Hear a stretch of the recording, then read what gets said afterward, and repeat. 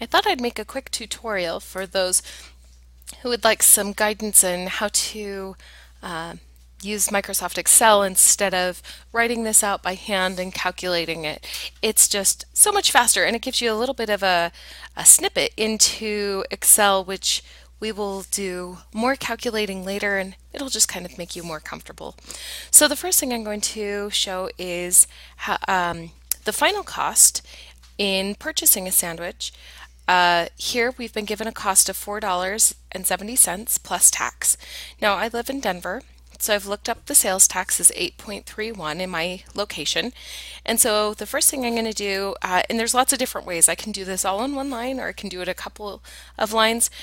I'm gonna just do it in two just because, but I could do it in one as well. So the first thing I want to do is say that it's going to equal the $4.70.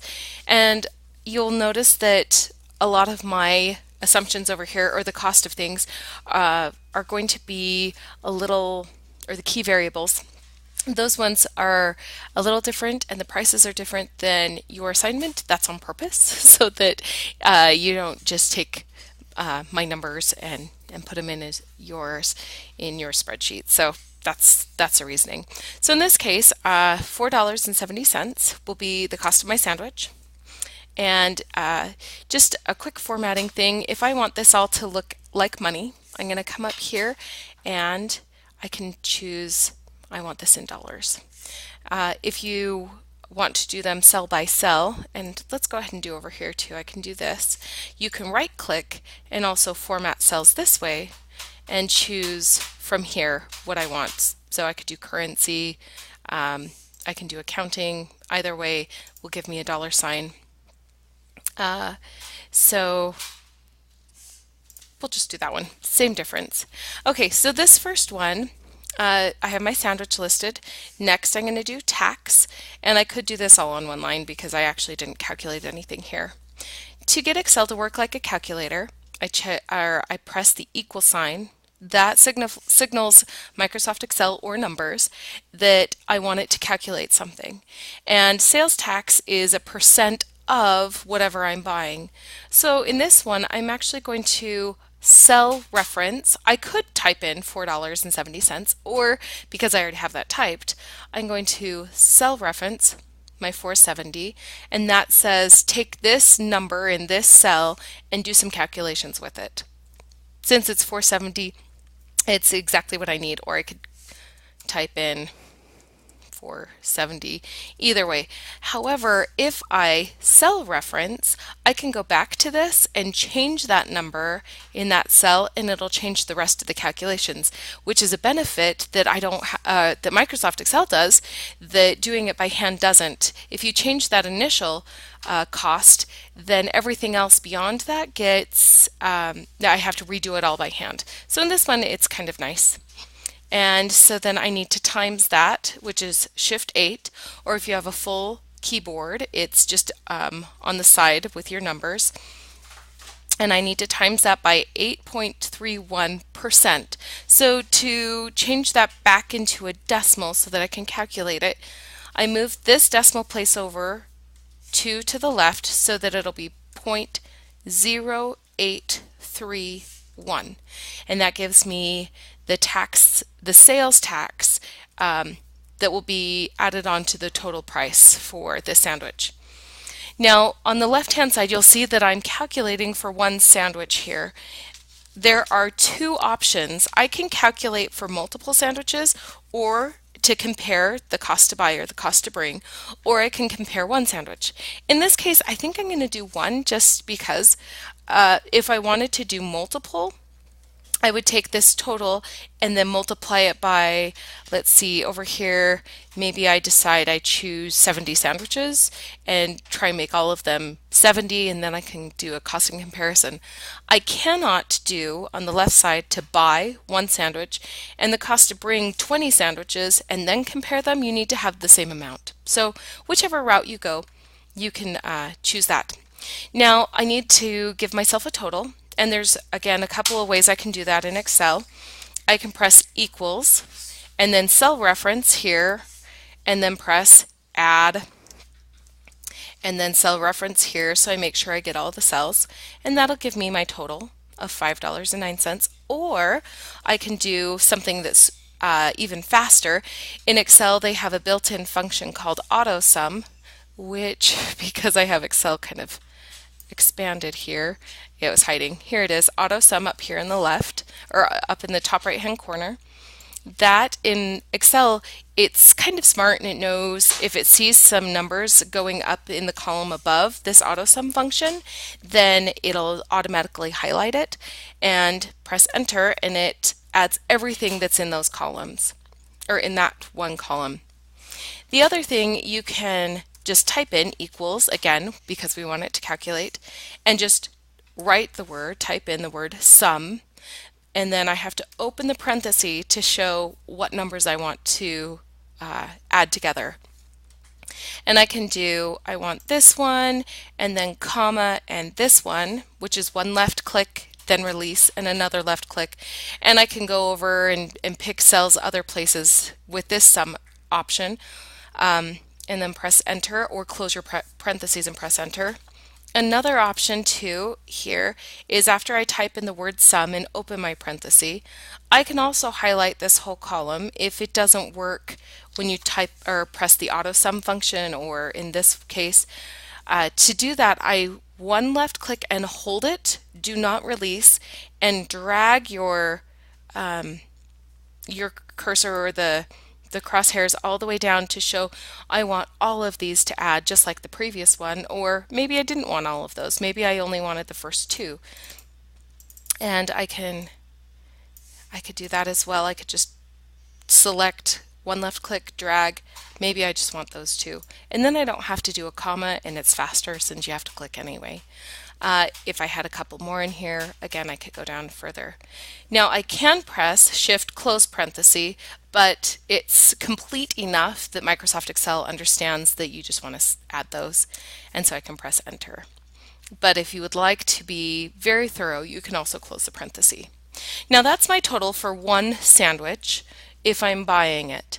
Now the cost to bring, because I chose one sandwich on the left side, I need to find the cost to bring one on the right side.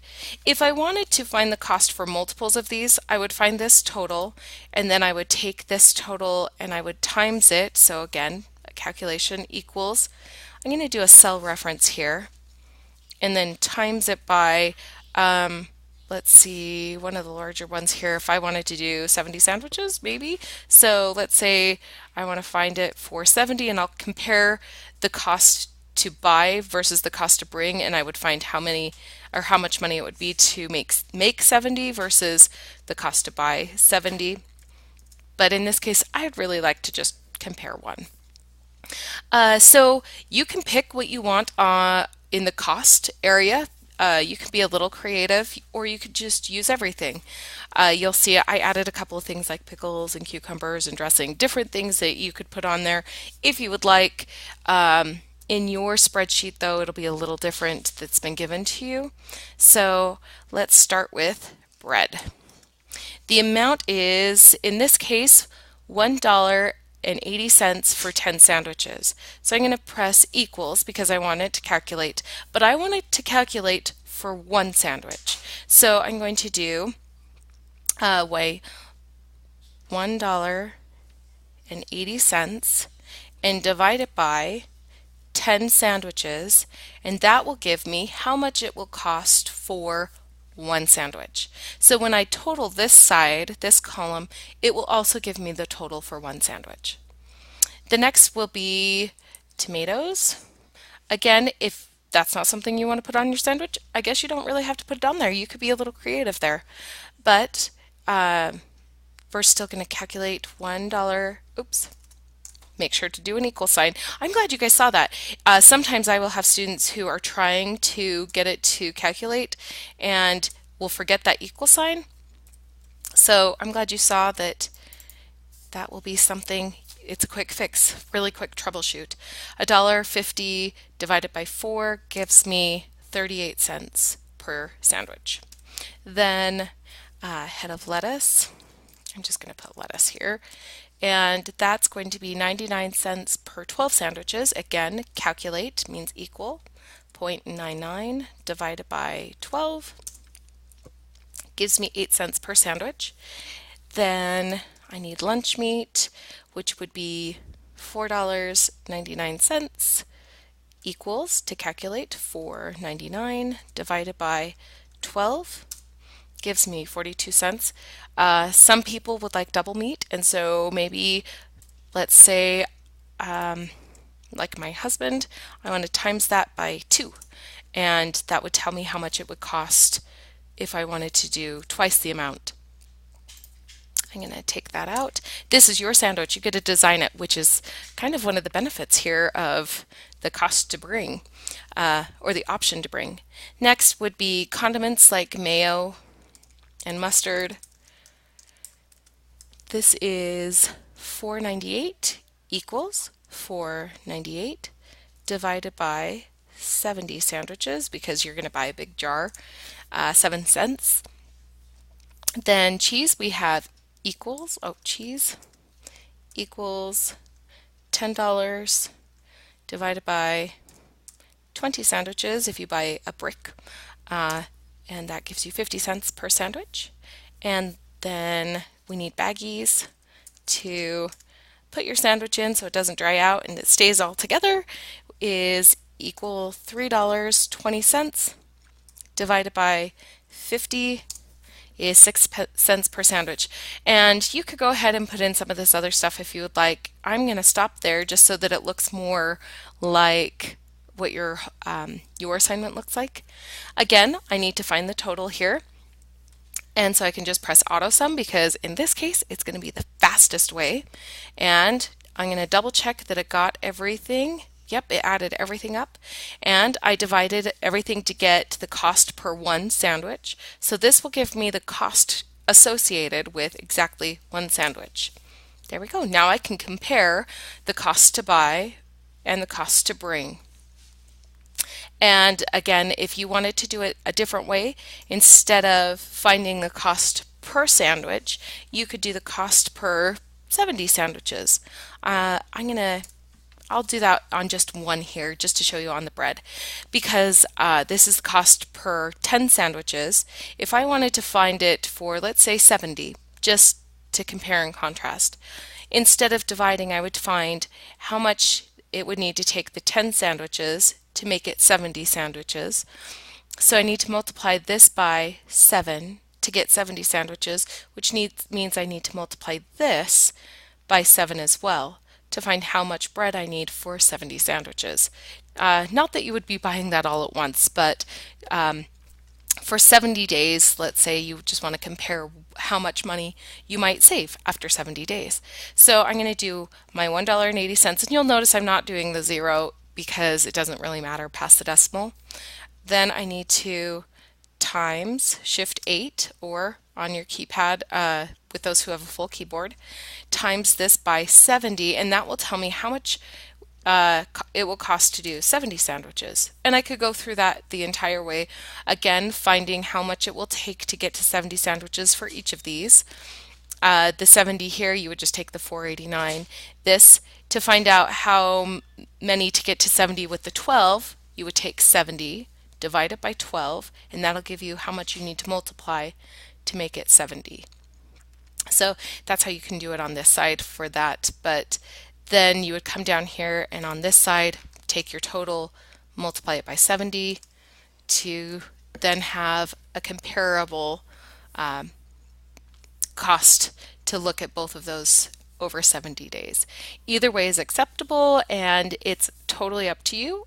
I hope this was helpful in how to use Excel as a calculator instead of trying to do this all out by hand, which can be redundant and gives you kind of a taste of what's to come. Good luck on your assignment.